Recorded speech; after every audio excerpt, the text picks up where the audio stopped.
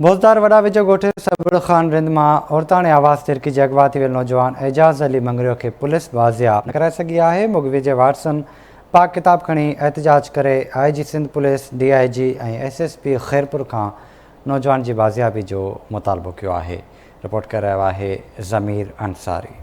भोज़ारोडा थाणे जी हद मां 5 ॾींहं अॻु औरताणे आवाज़ ते हिरकजी अगवा थी वियल नौजवान एजाज़ अली मंगरियो धाड़ेलनि जे चंबे मां आज़ादु न थी सघियो आहे। धाड़ेलनि पारां मुगवीअ जे वारसनि खां 10 लख रुपया भुंग तलब कयो वियो आहे, जॾहिं त मुगवीअ जे वारसनि पारां पंहिंजी बिरादरीअ जे कुझु बाअसर माण्हुनि ते शक पिणु ज़ाहिर कयो वियो आहे। उन मौक़े ते इन्हनि आवाज़ TV न्यूज़ सां ॻाल्हाईंदे चयो त अरबा जे ॾींहुं ईद जे ॿिए ॾींहं ते अॼु 5हों ॾींहुं अथसि। मुंहिंजो पुटु अञा न मोटियो आहे। हाणे नंबर ट्रेस करायो आहे त उहो कंधकोट आहे। हाणे मुंहिंजो हिन क़ुरान जे वास्ते मुंहिंजो मोटे।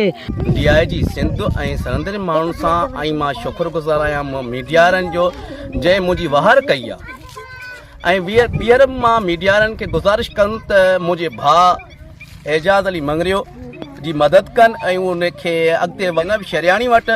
ऐं अनवर शर साहिब जी जेको आहे सो धमकियूं आयूं मुनीर साहिब जूं। SHO साहिब थो चवे त मूंखे फलाणा माण्हुनि जो प्रेशर आहे। सम्झ SHO साहिब वटि शुरूआत में वियासीं, असांजो ईअं अगवा थी वियो, असां वटि हर शइ पई आहे। उन चयो तव्हां मतिलबु ड्रामो था कयो। असांजो ठीकु आहे, असां ड्रामो कयूं था त असां ते पियो त असां ॿीण ॾींदासीं, न त असांजो छोकिरो असांखे मोटाइजो ॻोल्हे जो। असां ग़रीब आहियूं, असांखे एतिरी ताक़त न आहे जो असां छा आहे नालो को खणी कुझु वठी खाऊं।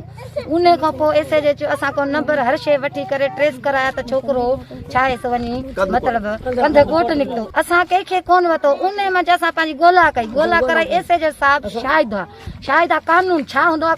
कानून खे ताक़त आहे, कानून हक़दार आहे। हिननि वधीक IG Sindh DIG Sukkur SSP Khairpur खां पुरज़ोर मुतालबो कयो आहे त इन मामले जी शफ़ाफ़ इंक्वायरी कराए मुलवस जवाबदारनि खे गिरफ़्तार करण समेत असांजे नौजवान खे धाड़ेलनि जे चंबे मां आज़ादु करायो वञे। कैमरामैन जमील अहमद अंसारीअ सां गॾु ज़मीर अंसारी, आवाज़ TV न्यूज़, भोज़ारोडा।